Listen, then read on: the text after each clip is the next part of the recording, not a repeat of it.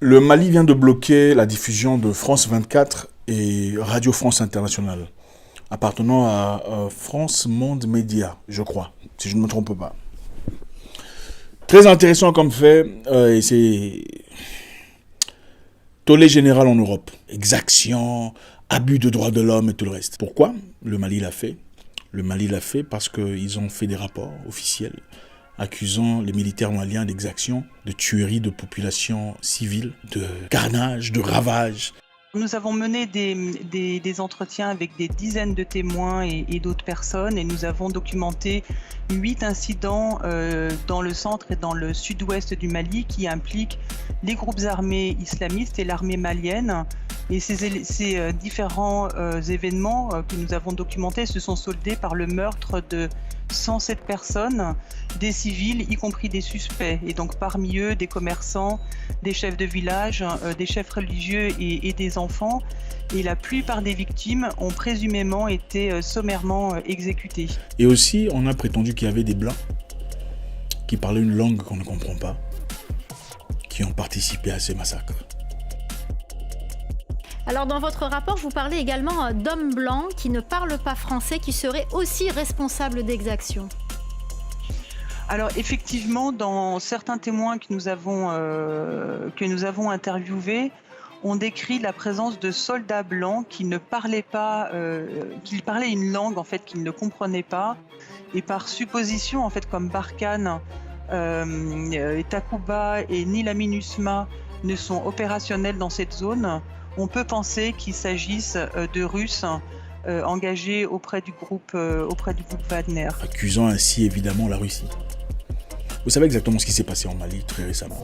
Le Mali a été mis à l'écart par beaucoup de peuples, par des lâches. C'est même pas le peuple, ce sont les représentants. Très lâches, qui ont crucifié un pays frère au nom d'un étranger. Au nom de quel droit, quelle loi, je ne sais pas. Mais est-ce que les Maliens sont morts? Est-ce que les Maliens sont affamés? Je ne sais pas, les Maliens, dites-moi. Est-ce que les Maliens sont en train de mourir comme on nous a dit? Ils vont mourir, ils vont craquer. Je ne sais pas. Je ne suis pas là, mais j'ai envie de savoir. C'est très hypocrite de voir ce qui se passe dans le monde. Si on rentre un peu en arrière, il y a quelque temps, la chaîne russe RT a été sanctionnée de l'Europe après l'appel de l'Union européenne, prétextant que la chaîne propageait des mensonges. La chaîne était basée sur la fausse information.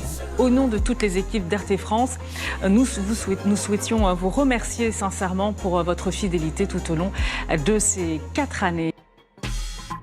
D'après eux, qui est juge, qui en effet décide quelle est la bonne information ou quoi. Et ça nous pousse à réfléchir encore une fois, comme je le disais précédemment. L'histoire est-elle vraiment vraie? L'histoire qu'on nous apprend aujourd'hui sur nous-mêmes, l'histoire sur l'Afrique, l'histoire sur nos pays, même l'histoire de l'Europe, ou l'histoire de l'avenir et tout le reste. Ce n'est pas vrai. Chacun raconte l'histoire selon ses compétences. C'est le gagnant des guerres qui raconte l'histoire. L'histoire de la guerre, est-ce vrai? Les théories qu'on nous apprend, est-ce vrai? Oh, monsieur tel a massacré des tels. C'était à cause de ça. Est-ce que c'est vraiment vrai? Ou bien c'est la version du vainqueur?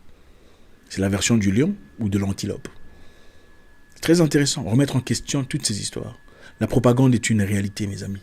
La propagande est une réalité. Depuis Hitler jusqu'à aujourd'hui, ça n'a pas stoppé. Ça a simplement changé de forme. On nourrit au peuple ce qu'on veut que le peuple comprenne. On nourrit au peuple les idées selon lesquelles il y a un méchant ici, là-bas. Il faut aller finir les gens, tout ça. La femme qui parle là, parlant d'exactions et de tout le reste. On peut penser qu'il s'agisse de Russes. Travaille pour Human Rights Watch. Human Rights qui a reçu 100 millions de dollars en 2010. Venant de qui? George Soros. Intéressant. Pendant 10 ans, 100 millions de dollars. Ça me fait rire parce que justement là, c'est un peu comme la CPI. La CPI qui curieusement ne condamnait que les Africains et des Européens de l'Est. Pourquoi Blair n'est pas passé par la CPI? Si c'est sérieusement pour le droit des humains. Attendez, avec tout ce qui s'est passé en Irak, plus de combien, je ne sais même plus combien le nombre de gens qui sont morts. Je ne veux pas massacrer ça ou faire d'erreur. Au nom de quoi? Des missiles et des explosifs qui n'ont jamais existé. Pourquoi l'autre Américain n'est jamais passé par la CPI? Au fait, d'ailleurs, il y a un grand pays que tout le monde connaît qui a complètement refusé de faire partie de la CPI. Mais ils ont quand même sponsorisé. Ils sont les plus grands sponsors de la CPI. À quoi ça sert? C'est-à-dire nous vivons dans un monde où la raison du plus fort est la meilleure. Autant on veut vous parler de démocratie, la démocratie adaptée aux gagnants et aux riches. Évidemment, dans l'objectif de protéger les biens et les avantages des riches. Regardez tous les présidents qui sont décédés récemment ou qui sont tombés. Tous les pays qui ont eu des problèmes. C'est parce qu'ils étaient contre quelque chose qui bénéficiait de grandes organisations. C'est ça la réalité. C'est ça la réalité. Et quand vous posez ces questions, on vous traite de quoi? Théoriste de complot, n'est-ce pas? Beaucoup de gens disent théorie du complot, mais ne comprennent même pas l'origine de ce terme théorie du complot. Théorie du complot complotiste, ça a commencé aux États-Unis. C'est la CIA, c'est un terme inventé par la CIA dans les années 60, juste après la mort de Kennedy, pour discréditer toute personne qui avait des idées parallèles aux idées générales. Donc toute personne qui posait des questions pertinentes sur cette histoire, sur comment il est mort, tout ça, tout le reste, était traité de complotistes. Les complotistes qui, curieusement, font usage de leurs cellules cérébrales. C'est important, c'est vrai, on peut aller dans les extrêmes, mais est-ce que le fait d'aller dans les extrêmes dans le complotisme veut dire que tout ce qu'on nous dit, c'est des mensonges? Absolument pas. Je pense qu'il faut avoir un niveau de balance, d'équilibre. L'histoire nous est racontée par les gagnants, par celui qui raconte. Chacun présente sa version. Voilà pourquoi même au tribunal, vous avez l'accusé et l'accusateur. C'est bizarre, c'est bizarre. Quelle hypocrisie. Il y a quelque temps, la RT, la chaîne nationale russe, a été stoppée, bloquée de l'Union européenne. L'Union européenne qui l'accuse de quoi? De mensonges, de fausses informations.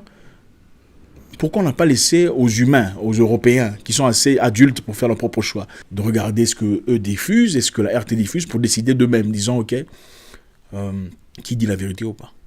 Mais eux choisissent délibérément. Non, vous n'allez plus diffuser vos histoires ici chez nous, parce que vous racontez des mensonges. Quel biberonnage général, c'est incroyable. Les Européens sont-ils des gamins pour que quelqu'un choisisse pour eux ce qu'ils peuvent écouter ou pas? Ça me ressemble beaucoup plus à la Chine, je crois. Est-ce que le capitalisme est vraiment ce qu'on nous prétend? Est-ce que la démocratie est vraiment ce qu'on prétend? C'est une très bonne question. Vous savez, les Africains ont été épargnés de beaucoup de choses quand ils étaient séparés de beaucoup de choses.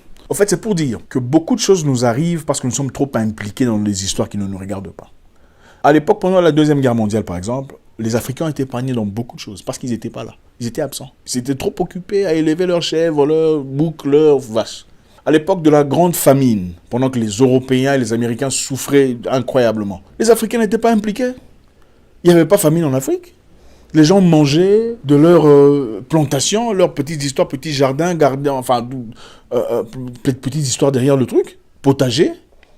Mais curieusement, aujourd'hui, dans beaucoup de pays, on ne peut même plus avoir des potagers à la maison. Sinon, il y a un monde de $20 000 où vous allez en prison. Donc il y a des choses, il ne faut pas s'impliquer, il faut rester soi-même. Il faut toujours baigner dans l'autodétermination. Et voilà pourquoi beaucoup de respect au peuple malien, un peuple fort et vaillant. On a dit que vous alliez tomber, vous serez à genoux en train de supplier, mais est-ce que vous êtes à genoux? Ça c'est la grande question, je suis curieux de savoir. Il faut nous le dire dans les commentaires. Est-ce que les Maliens sont à genoux? Est-ce que vous souffrez? Vous êtes affamés? Est-ce qu'il n'y a pas d'eau là-bas? Moi je veux savoir, s'il vous plaît. Il faut nous dire, on veut savoir. Parce que voilà, on nous a dit que vous alliez mourir. Nous vous regardons et beaucoup de gens respectent ce que vous faites. L'autodétermination est la seule façon d'évoluer, de progresser. Ben, c'est comme ça. On change l'information pour alimenter ce qu'on veut. Toutes ces histoires, toutes ces organisations sont sponsorisées. Comme on dit en anglais, regardez d'où vient l'argent. Qui donne l'argent? C'est lui qui décide. Et encore une fois, comprenez, la liberté a un prix. La liberté n'est jamais gratuite. On ne vous donne jamais la liberté. Une personne forte qui domine sur vous ne vous laissera jamais partir pour rien. Impossible. Il faut lutter, il faut résister. Impossible. Voilà pourquoi vous voyez même dans le monde quelqu'un qui vous a aidé dans le passé, après que vous ayez réussi, en tout cas tout seul, n'est pas très content avec vous, ne vous aime plus, parce que vous n'avez pas demandé de l'aide. Il y a des gens qui veulent vous montrer comment vivre votre vie. Et à partir du moment où vous décidez de ne plus vivre votre vie en accord avec leurs attentes, vous devenez le numéro 1. La résistance est difficile, mais ça fait partie des éléments essentiels, inéluctables, pour un avenir meilleur.